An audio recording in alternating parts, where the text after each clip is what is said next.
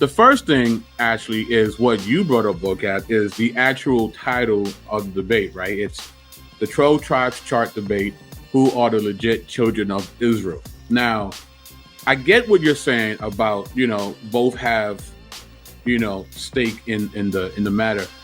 My critique, though, is I like the idea of just one particular subject. Now, these subjects definitely overlap and they definitely connect. So it's not like it's weird to do this, but I just like the idea of having this one main topic so that no one can really muddy the waters by dipping and diving into different topics. That's just my opinion. It's not a wrong thing that you got, that this happened, but I just like to be as clear as possible so that people can't just, that's just me. I don't know. What do you think?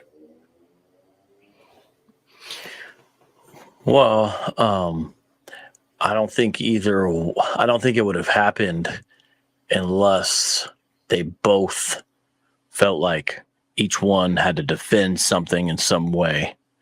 Now, honestly, when I looked at the actual debate, and I think most people predicted it would be like this, and I could be missing something, 2.5 hours, a little bit over, actually.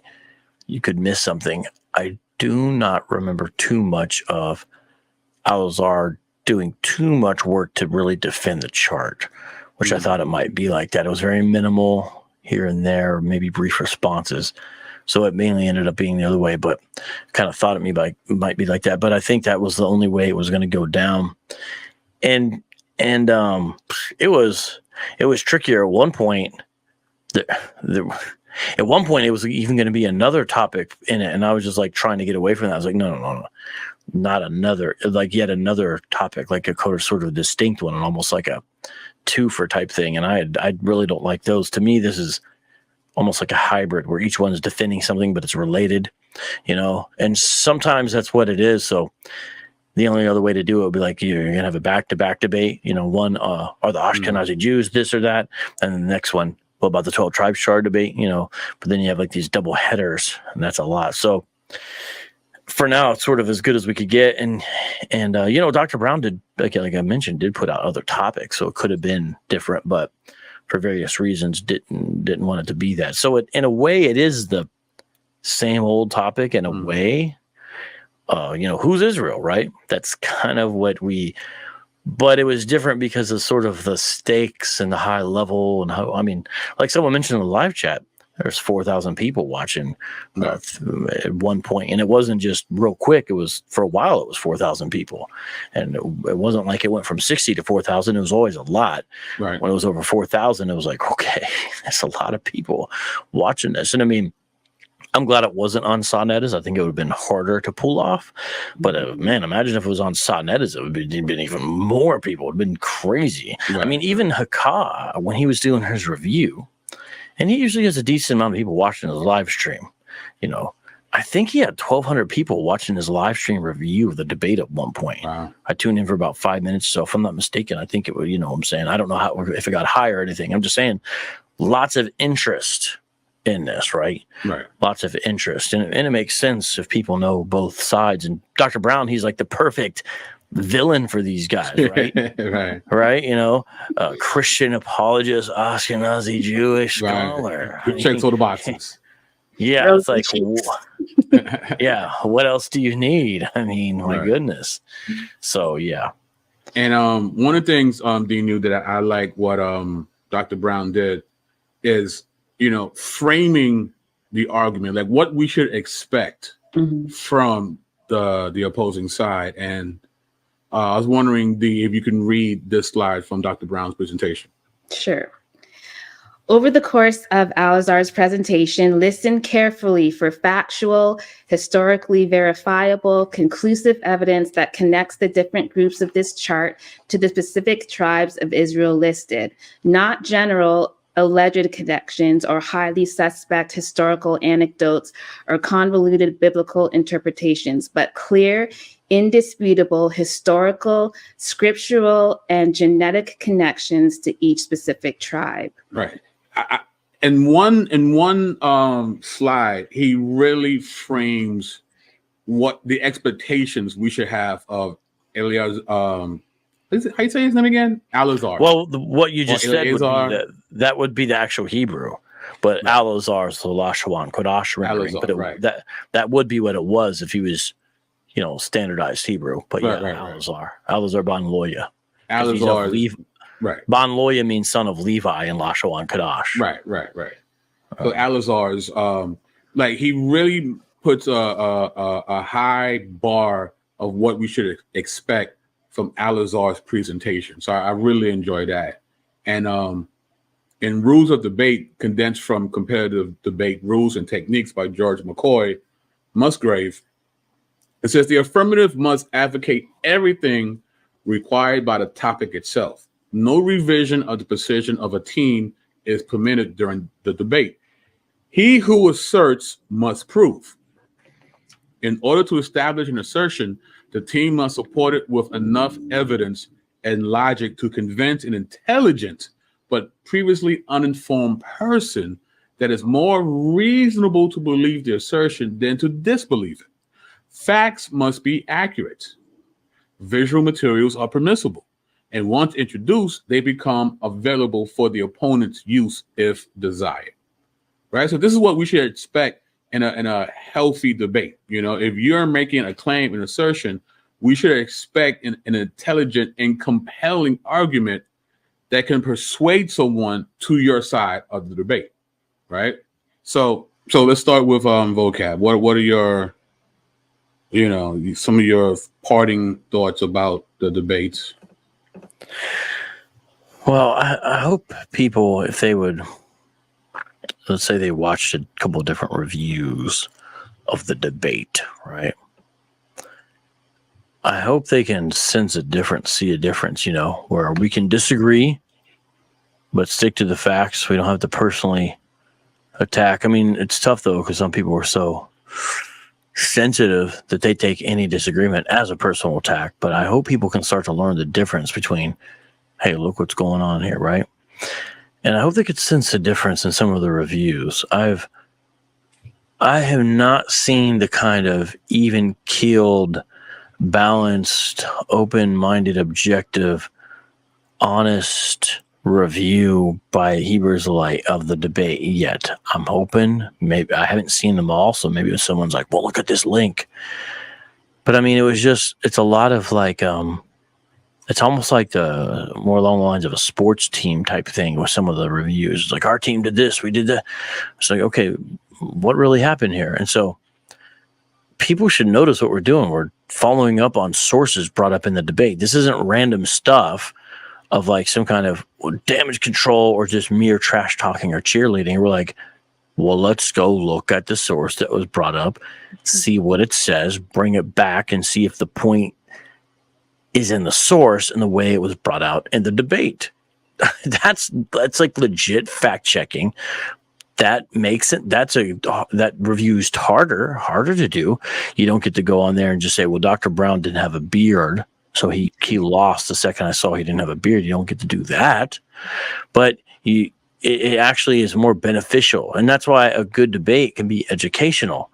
So I still extend thanks to GRLA Hebrew, to Alazar, for at least bringing sources to the table, enabling a person who's interested to be able to know where to find them, where to look at them, and then conducting himself in a way that there was actually more than just insults traded or something like that, and there's actually some ideas exchanged back and forth.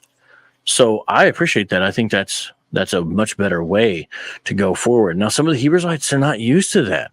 They don't. It's almost like boring to them. I don't know if they want debates like that. Like, instead of the kind of classic One West closer that you get in a lot of these debates, well, I just want to say, but the book wasn't given him anyway, and he's going to end up in chains and have whips upon his back. And with that, Kwam Yasharallah. He didn't really do that. He actually said at the end, I hope I made found a friend in Dr. Brown tonight. That caught me off guard. Now I could try to keep the stoic poker face when I'm moderating, but I was like, what? And so tomorrow I'm playing the debate on my channel. I actually open up with the end because I want people to see kind of their final takeaway, which I thought was helpful and cool. Mm-hmm. And then I played the debate. I encourage people to watch that. It would be a great chance to watch it in community again and all that. And you'll catch things you didn't catch. And I put a little pre-production on the end and the beginning and all that. And so anyways, I am overall glad and understand we're going to have differences. And the way even Christians look at sources is different. Not every Christian, but by and large, because it's almost like we got to see past the surface. Like there's sometimes more sophistication and subtlety and shading and argumentation than just the simplicity of it. And I think we saw that tonight. Like, well, actually, it may be this, not that type of thing. And also, you know, it says what it says. So if the person's right, they're right. They could be right on one particular point, yet not overall right in the argument, you know? And so overall, I'm glad about everything. No debate's perfect, including the moderator, you know, no debate's perfect. But as far as what it was, I was very happy, satisfied, glad, and look forward to more. And honestly, I hope people can see on a factual level. On a presentation level, that's a different discussion. On a factual level, I hope people could see how kind of clear, and I'm trying to say it's so nice, on a factual level, how clear cut it really is what we're talking about here, and what's what and what's right and what's wrong. I pray, and that's where we get into the element, and this is the last thing I'm going to say, of it is spiritual warfare. So no, I'm not calling Al-Azhar a demon. That's not what I mean, but I'm saying ultimately, this is spiritual warfare, and that's where the blindness element, I think we really realize, comes in, and we say, okay, this is spiritual warfare. It's in the realm of ideas. It's a battlefield of the mind, the heart, and the soul. That's what's going on here. And so we do what we're supposed to do in the academic and all that, and trying to be compelling in an honorable way as well, but at the same time realizing, you know, we need people to be praying about this and people to be fasting before the debate and after, and keeping that in mind. This is ultimately a spiritual warfare, and not just being the cheerleaders and all that. You know what I'm saying? That's not going to get anybody anywhere, guys. I think the audience, as far as the Christian side, I can't speak as much to other audiences, but I feel like I've seen that for the most part. I believe I've seen that, and I just pray that we continue that on for the long-term engagement, because this is long haul stuff, right? This is a long haul, everybody. Keep that in mind, you know, unless you're in and out, but we're not in and out. So let's try to say, what's the best way to proceed long-term here for God's glory? And I think Michael Brown did that. So shout out to Dr. Brown, my brother in Christ. Amen.